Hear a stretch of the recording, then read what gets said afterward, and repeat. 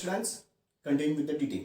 DT मध्ये बेटा आज आपल्याला पुढचा कन्सेप्ट शिकायचा आहे, तो म्हणजे 3 bit synchronous binary down counter. Binary कुठला काउंटर बेटा? Down counter. ठीक आहे. डाऊन काउंटर म्हटलं की मी तुम्हाला आठवत असेल ABC असं उलट येईल आता, राईट. सिंक्रोनस आहे म्हणजे क्लॉक पल्सेस सायमल्टेनियसली दिले जातील. आधी ते बघून घेऊ. ठीक आहे. आधी 3 क्लॉक पल्सेस का 3 फ्लिप फ्लॉप येतील का 3 बिट्स आहे. काउंटर किती बिट्स आहे? 3 बिट्स आहे. तर 3 फ्लिप फ्लॉप येतील. हे तुमचे 3 फ्लिप फ्लॉप झाले बेटा. ठीक आहे.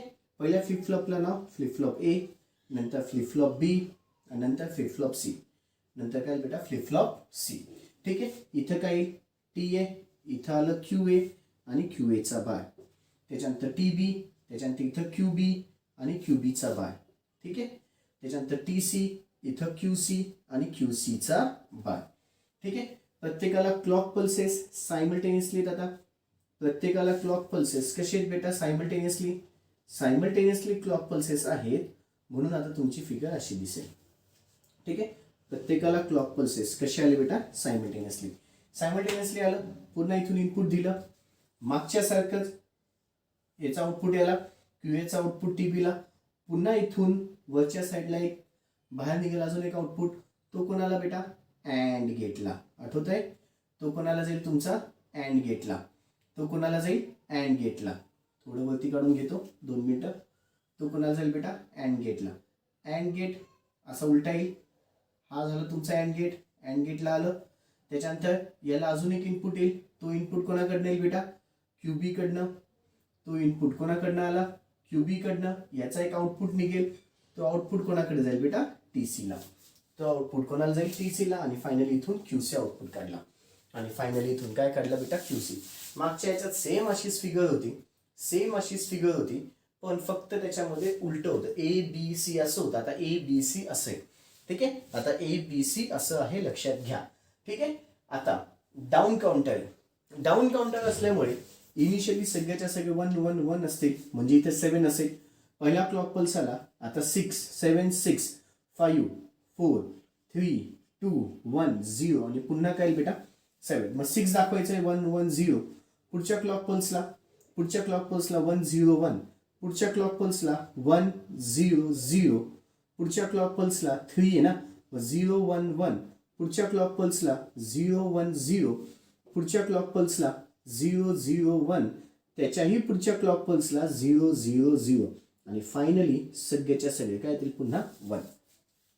वेव्हफॉर्म मध्ये काहीच फरक पडत नाही. पुन्हा काहीच फरक पडत नाही बेटा. ठीक आहे. फक्त डाऊन काउंटर होता म्हणून असे आले, लक्षात घ्या. डाऊन काउंटर होता म्हणून हे फक्त उलट आलं. ठीक आहे. पुन्हा स्टार्टिंगला इनिशियली सगळेचे सगळे 1 असतील. क्यूसी क्यूबी क्यूए 1 असतील. नंतर काय होईल बेटा? फ्लिप फ्लॉप हे टोगल होईल. मग काय होईल? पुढच्या क्लॉक पल्सला क्यूसी क्यूबी क्यूए 1 1 0 होईल. पुढच्या क्लॉक पल्सला निगेटिव्ह एज ट्रिगरला बी पण टोगल होईल, ए पण टोगल होईल, म्हणून क्यूसी क्यूबी क्यूए 1 0 1 होईल. And this process will go on continue. QC QB QA is equal to 0 0 0. And this process will go on continue until QC QB QA is equal to 0 0. Okay बेटा. चलो video pause करायचा आहे. आधी heading टाकून घ्यायची 2 मिनिटं. 3 bit synchronous binary down counter. Heading टाका. 3 bit synchronous binary down counter. 3 bit synchronous binary down counter. Heading टाका. 3 bit synchronous binary down counter.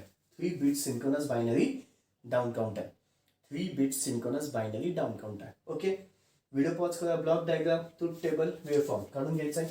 Video pause करायची आहे. ब्लॉक डायग्राम, ट्रूथ टेबल आणि वेव्हफॉर्म काढून घ्यायचं आहे. ब्लॉक डायग्राम, ट्रूथ टेबल आणि waveform काढून घ्यायचं आहे.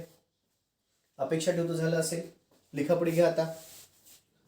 Block diagram, truth table, waveform काढून घ्यायचं आहे. अपेक्षा ठेवतो झालं असेल. ओके. चलो लिखापुढे. The above figure shows 3 bit synchronous binary down counter. The above figure shows 3 bit synchronous binary down counter. The clock pulses here are applied simultaneously. The clock pulses here are applied simultaneously. The clock pulses here are applied simultaneously. Puts a point. Initially, let us assume all the flip flops are set. Initially, let us assume all the flip flops are set.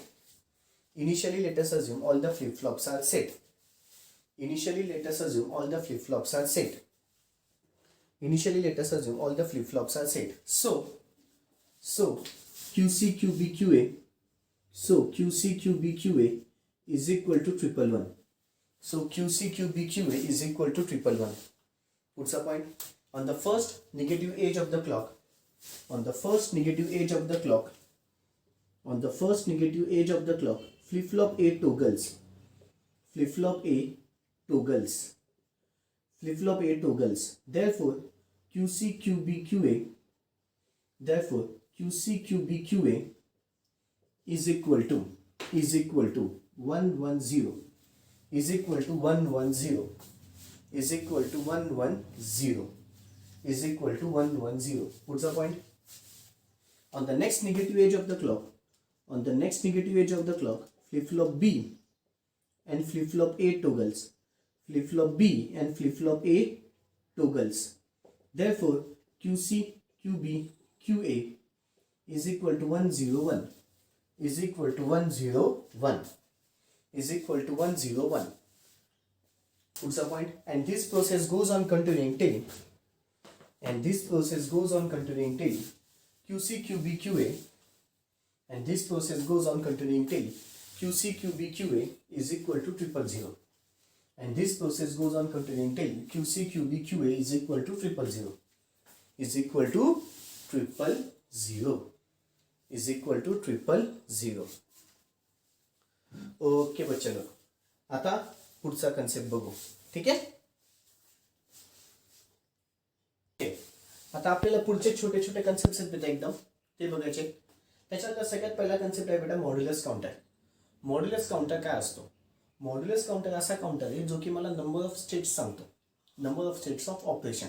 Modulus counter असा counter आहे जो की मला काय सांगतो बेटा, number of states of operation. याची diagram नाही आहे, काही नाही. टेक्स्टबुकमध्ये बरंचसं काही दिलेलं आहे, पण ते काही बघत बसू नका जास्त.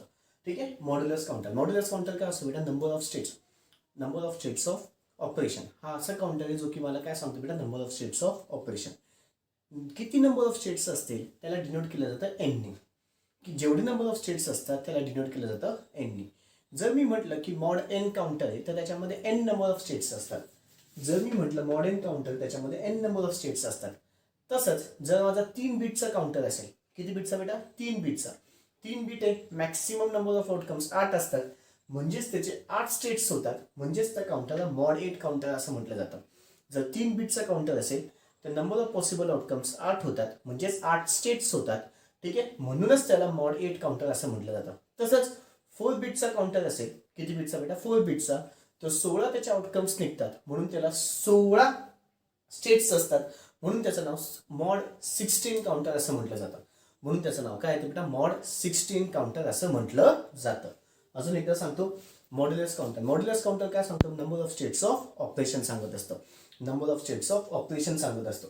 It is denoted by generally N. जर मी म्हटलं मॉड एन काउंटर आहे तर त्याच्यामध्ये एन नंबर ऑफ स्टेट्स असतात. 3 बीटचा काउंटर असेल तर 8 स्टेट असेल आणि मॉड 8 काउंटर त्याला म्हटलं जातं. 4 बीटचा काउंटर असेल तर 16 स्टेट्स असतात आणि त्याला मॉड 16 काउंटर असं म्हटलं जातं.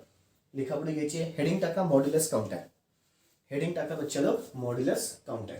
चलो पहिला पॉइंट घ्या. Modulus counter represents the number of states. Modulus counter represents the number of states. Modulus counter represents the number of states. Modulus counter represents the number of states through which the counter progresses. Through which the counter progresses during its operation. Through which the counter progresses during its operation. Through which the counter progresses during its operation. What's the point? It is denoted by n. It is denoted by n. It is denoted by n. It is denoted by n. What's the point? It is denoted by n beta. What's the point? Hence, mod n counter means it has n number of states. Hence, mod n counter means. Hence, mod n counter means it has n number of states. Hence, mod n counter means it has n number of states. Hence, mod n counter means it has n number of states. What's the point? A 3-bit counter has 8 states. What's the point? A 3-bit counter has 8 states. A 3-bit counter has 8 states. A 3-bit counter has 8 states. 8 states. Therefore, it is called as mod 8 counter. Therefore it is called as mod 8 counter. Therefore it is called as mod 8 counter. Therefore it is called as mod 8 counter. Puts a point. A 4-bit counter has 16 states. A 4-bit counter has 16 states. A 4-bit counter has 16 states. Therefore it is a mod 16 counter. Therefore it is a mod 16 counter. Okay. पुढचे आता अजून दोन छोटे छोटे question आहे बेटा. Applications बघायचे कोणाचे आपल्याला काउंटर्सचे. ठीक आहे, त्याचं काही एक्सप्लेनेशन नाहीये, डायरेक्टली आपल्याला ऍप्लिकेशन्स लिहून घ्यायचे. हेडिंग टाका ऍप्लिकेशन्स ऑफ काउंटर. हेडिंग टाका ऍप्लिकेशन्स ऑफ काउंटर. चलो पहिले application in digital clock. In digital clock. Second in frequency counter. Second in frequency counter. Third in time measurement. Third, in time measurement. Fourth, in digital voltmeter. Fourth, in digital voltmeter. Fourth, in digital voltmeter. Fifth, in A to D converter. Fifth, in A to D converter. Fifth, in A to D converter. Sixth, in triangular wave generator. Sixth, in triangular wave generator. आणि 7th in frequency divider circuit. आणि 7th in frequency divider circuit. Okay, आता ह्या चॅप्टरचा एक शेवटचा question आहे बेटा, compare between counters and shift register. Heading टाका compare between counters and shift registers. Compare between counters and shift registers. 3 column करायचे आहेत बेटा. पहिल्या कॉलम मध्ये पॅरामीटर, सेकंड कॉलम मध्ये काउंटर, थर्ड कॉलम मध्ये शिफ्ट रजिस्टर. पहिल्या कॉलम मध्ये पॅरामीटर, थर्ड कॉलम मध्ये काउंटर, सेकंड कॉलम मध्ये काउंटर, थर्ड कॉलम मध्ये शिफ्ट रजिस्टर. 3 कॉलम, पहिल्या कॉलम मध्ये पॅरामीटर, सेकंड कॉलम मध्ये काउंटर, थर्ड कॉलम मध्ये शिफ्ट रजिस्टर. पटकन करून घ्यायचे बेटा 3 कॉलम. बरं, पॅरामीटर मध्ये पहिलेल्या डेफिनेशन. पॅरामीटर मध्ये पहिलेल्या डेफिनेशन, दोघांचे डेफिनेशन काय सांगतायत बेटा. काउंटरची डेफिनेशन काय सांगतायत. A sequential logic circuit which consist of flip flops. Which consist of flip flops and counts the number of clock pulses. तो काय काउंट करतो बेटा, number of clock pulses count करतो. कोण, काउंटर.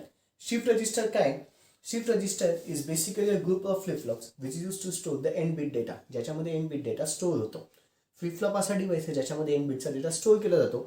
ठीक आहे, आणि काउंटर्स असा डिव्हाइस आहे, शिफ्ट रजिस्टर असा डिव्हाइस आहे ज्याच्यामध्ये ग्रुप ऑफ फ्लिप फ्लॉप्समध्ये एन बिटचा डेटा स्टोर केला जातो. काउंटर्स असा डिव्हाइस आहे ज्याच्यामध्ये पण ग्रुप ऑफ फ्लिप फ्लॉपच यूज केला जातात, पण तो number of clock pulses count करायला मदत करतो. पुन्हा एकदा, काउंटर काय करतो बेटा, काउंटर याच्यामध्ये पण ग्रुप ऑफ फ्लिप फ्लॉप आहेत, पण ते number of clock pulses count करायला मदत करतात. याच्यामध्ये ग्रुप ऑफ फ्लिप फ्लॉप्स आहे, पण याच्यामध्ये एन बिटचा डेटा स्टोर होतो. कशात बेटा, हा शिफ्ट रजिस्टर. काउंटर्समध्ये number of clock pulses count करते, शिफ्ट रजिस्टरमध्ये तो एन बिटचा डेटा स्टोर करेल. शिफ्ट रजिस्टरमध्ये तो एन बिटचा डेटा स्टोर केला जाईल. लिखा पुढे, काउंटरच्या खाली पहिले काउंटरच्या खाली, हा पहिले काउंटरच्या खाली. The sequential logic circuit which makes the use of flip flop.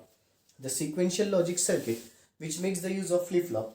The sequential logic circuit which makes the use of flip flop and count the number of clock pulses and count the number of clock pulses and count the number of clock pulses is known as a counter. Is known as a counter. The sequential logic circuit which makes the use of flip flop and counts the number of clock pulses. The sequential logic circuit which makes the use of flip flop and counts the number of clock pulses is known as a counter. Is known as a counter. पुढचं घ्या बेटा shift register. पुढचं घ्या shift register. Shift register are basically a group of flip flop. Shift registers are basically a group of flip flops. Shift registers are basically a group of flip flop which is used to store the n bit data. Which is used to store the n bit data. Which is used to store n bit data. Comma there. 4 flip flop will consist 4 bit data. 4 flip flop will consist 4 bit data. 4 flip flop will consist 4 bit data. पुढचं आता parameter मध्ये लिहायचं बेटा. आता shift register बद्दल पण झालं, आता पॅरामीटर मध्ये लिहायचं आहे modes of operation. Modes of operation. Parameter मध्ये लिहायचं आहे मोड्स ऑफ ऑपरेशन. ठीक आहे. आता काउंटर्सच्या खाली लिहा अप और डाउन. अप और डाउन. ठीक आहे. शिफ्ट रजिस्टरच्या खाली लिहायचं आहे सिरियल और पॅरलल. सिरियल और पॅरलल. ओके झाले. पुन्हा पॅरामीटर मध्ये लिहायचं आहे टाइप्स. पुन्हा पॅरामीटर मध्ये लिहायचं आहे टाइप्स. आता काउंटर्सच्या खाली लिहायचे up counter, down counter, up and down counter. ठीक आहे. काउंटर्सच्या खाली लिहायचे आहेत अप काउंटर, डाऊन काउंटर आणि अप और डाऊन काउंटर. हे कोणाखाली बेटा? काउंटर्सच्या खाली लिहून घ्या. अप काउंटर, डाऊन काउंटर आणि अप और डाऊन काउंटर. इकडे लिहून घ्या बेटा शिफ्ट रजिस्टरच्या खाली सिरियल इनपुट सिरियल आउटपुट म्हणजे SISO लिहा. शॉर्टकट लिहून घ्या बेटा SISO, serial input serial output. पुढचं serial input parallel output SIPO, serial input parallel output. पुढे parallel input serial output PISO, parallel input serial output. आणि शेवटचं पॅरलल इनपुट पॅरलल आउटपुट. हे सगळे टाईप झाले बेटा कोणाचे? शिफ्ट रजिस्टरचे. हे कोणाचे टाईप झाले? सगळेच्या सगळे शिफ्ट रजिस्टरचे.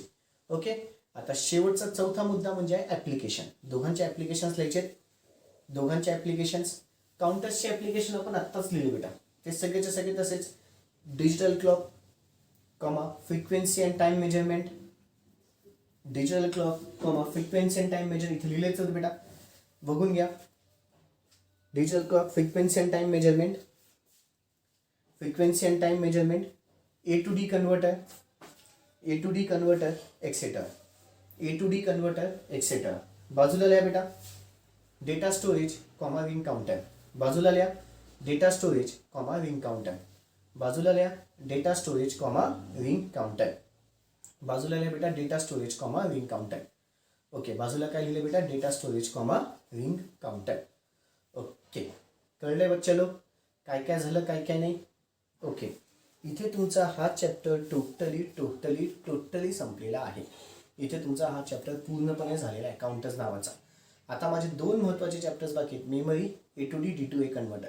त्याच्यापैकी मेमरी जो चॅप्टर आहे बेटा, आता जे बोलतोय महत्त्वाचं आहे. मेमरी जो चॅप्टर आहे ना बेटा, तुम्ही अख्खाच्या अख्खा चॅप्टर तुम्हाला लिहून देणार आहे. पण A to D, D to A chapter जो आहे, A to D, D to A chapter जो आहे त्याच्या मी PDFच्या स्वरूपामध्ये तुम्हाला नोट्स देऊन टाकेल. ठीक आहे. त्याला लिहून देणार नाही, पण सगळे कन्सेप्ट एक्सप्लेन करेल. कन्सेप्ट सगळे एक्सप्लेन केले जातील. म्हणून तो चॅप्टर कदाचित माझा एकदम फटकन संपेल. त्याच्या मी तुम्हाला लिहून देणार नाही आहे, नोट्स डायरेक्ट प्रोव्हाइड करतो बेटा मी. शेवटच्या चॅप्टरचे डायरेक्टली नोट्स प्रोव्हाइड केले जातात. मेमरीज सगळ्या लिहून दिला जाईल. मेमरीज सगळ्या थेरॉटिकल चॅप्टर आहे. मेमरीजला मला साधारणपणे 5 ते 6 लेक्चर्स लागतील आणि पुढच्या चॅप्टरला जास्तीत जास्त 4 म्हणजे अजून 10 लेक्चर्समध्ये जास्तीत जास्त तुमचं DT सगळंच्या सगळं संपेल. जास्तीत जास्त 10 लेक्चर्स बेटा, खूप झाले. त्याच्या आधीच मी सगळं आवडून टाकेल बेटा. याच्यानंतर हार्डली माझे 10 लेक्चर्स चालतील. 10 लेक्चर्समध्ये अख्खाच्या अख्खा तुमचा सिलेबस संपलेला असेल बेटा. ओके. That's all. बाकीचं उद्या. थँक्यू. Good day.